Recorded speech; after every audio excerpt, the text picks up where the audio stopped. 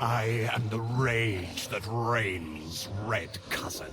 I drain you dry. I make you pay. I wipe away the stain.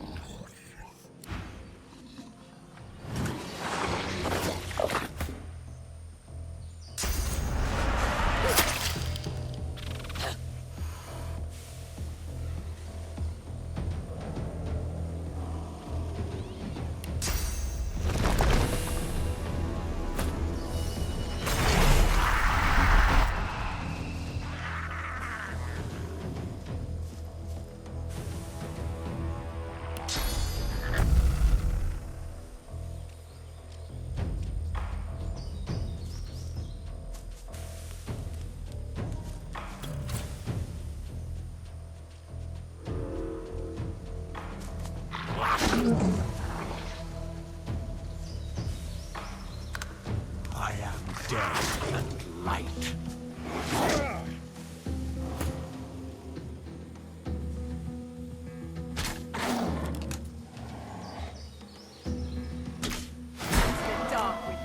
I eat the source inside.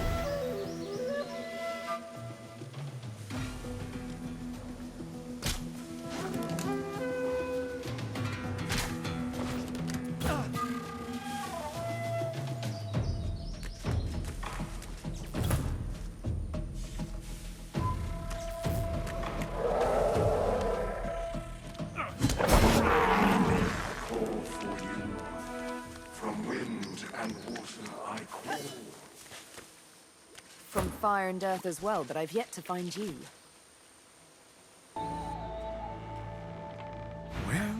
Well, this is a fine sight. Utterly barbaric, of course, destroying a tree and turning it into a boat. Grotesque, but, well, look at it, Quercus.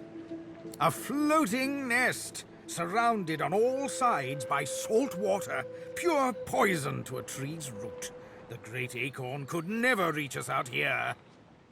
Well, yes, of course we'll continue our research, Quercus. We're not monsters. Still, I must admit you were right about the shield. It proved to be more than adequate. No! Yes, it seems our shield is still here, Quercus. How does something so large and ungainly sneak up on a person? You give the giants too much credit, Quercus. I think the salty air has addled your mind. It has certainly been useful, but elegant, kind, surprisingly attractive. No, we have no time for your fawning. We may be safe, but the world is not. Come, we must return to our research.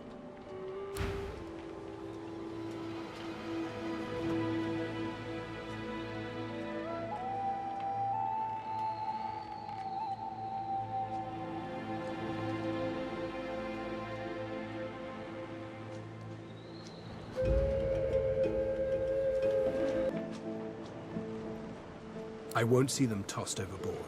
Not here. We'll hold a proper service. What's-his-face and so-and-so would want us to get this ship sailing before all else. They died for those Godwoken, after all. You know their names, Malady. Can't you even pay them that much respect? Gareth inhales sharply, then catches you out of the corner of his eye and smiles, barely. Our guest stirs. Welcome, Godwoken. Glad to see you safely aboard. Ah, very glad indeed. Too many. One too few, actually. Alexander, he's alive. Apparently didn't hit hard enough. He's in the hold below decks. Unconscious, but alive. Question him. Someone has been hunting your kind, and Alexander fancies himself the only Godwoken worthy of ascending. As far as we know, you may even be the last still alive. If Alexander is guilty, he'll face justice. Yes, we certainly had better, but the ship won't move. She's mute. We need to free her tongue.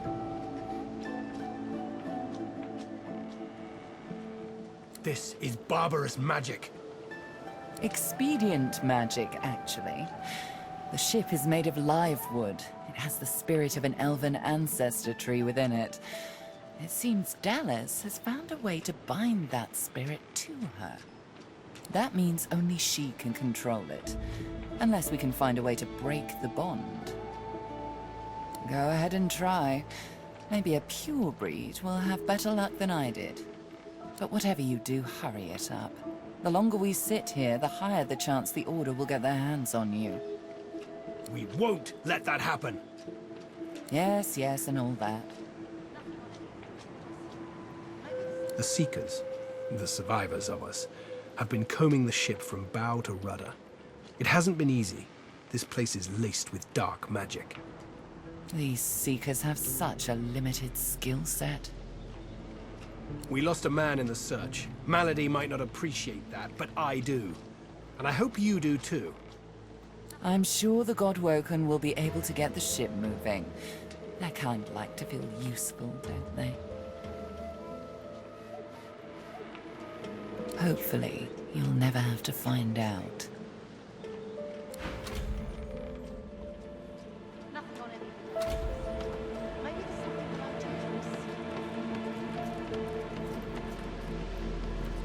It seems you're a born survivor, Sabine.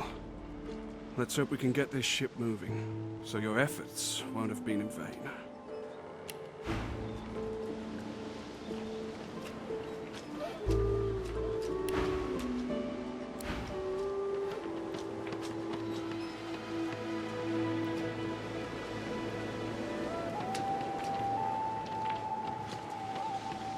We have to set sail.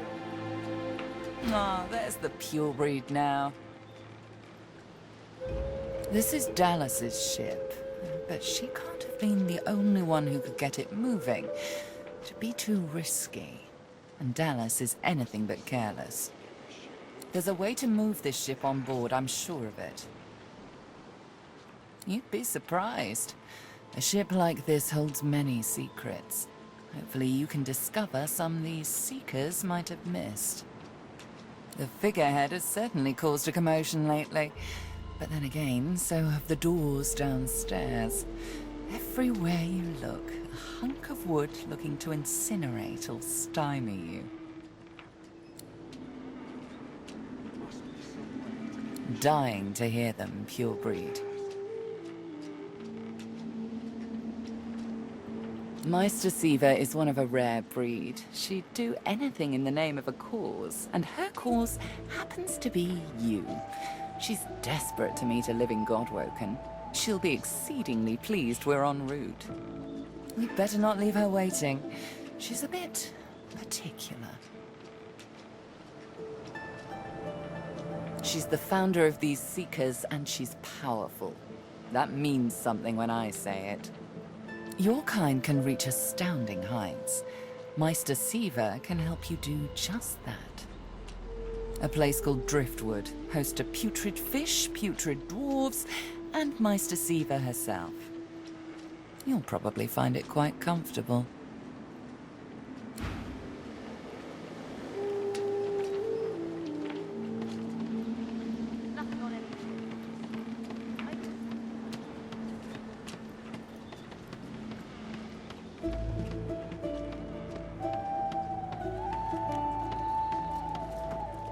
Void Slayer, Worm Killer, Godwoken.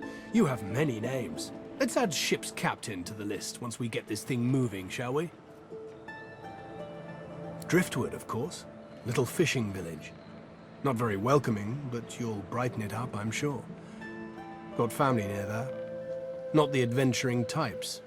For the best, really. Meister Siva's there too. My leader. Our leader. She held the Seekers together when we had every reason to fall apart.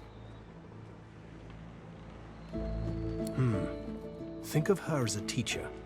The powers of the Seven stir in you. She'll reveal them to you. Show you how to manipulate them. I won't let the Fallen be forgotten. I'd be no better than Dallas, no better than Alexander, if I just tossed their remains into the sea. To think that whelp spawned from greatness. He deserves no better fate than his silent monks. All this blood. Children ripped from families. Seekers ripped from me. He's down there now, guarded like some precious jewel, rather than leashed and flogged like the dog he is. Amazing to think those of us in the Order once assumed the gods were with him, and only him. That was before we found the others. Other Godwoken. When Lucian died, we waited, and waited some more. Alexander never rose to divinity. Then we started to find more like him. We weren't the only ones who noticed either. Not every Godwoken we found was alive, and so the Seekers were born. We found Godwoken, housed them, fed them. I loved them like family. I was naive. But let's leave the past in the past and reach for what's ahead. She's not, well, not in the strictest sense. She's not exactly an elf either. Half demon, Meister Siva says, and I don't doubt it. I don't know how Siva came to know her, but Malady's a proper ally. She's not easy to like, but there are times I admire her coldness. Gareth fingers the hilt of his blade. He stares at nothing in particular before turning his gaze back to you.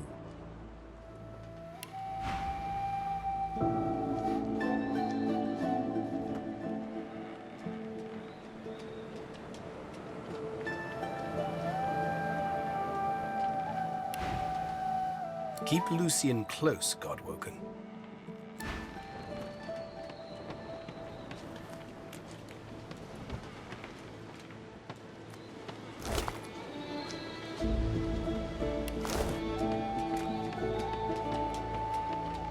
Blessings to our fallen. Pray that don't go any further, Godwoken. We need you alive. I know what's at stake, but I have to warn you. This ship is alive and dangerous. She glances over towards a smouldering pile of ash on the deck nearby. Something is nestled within it. Fragments of scorched bone. That was Brendan. When the ship wouldn't answer my call, he touched the figurehead, and it attacked him, without warning. He burned, like he was made of parchment.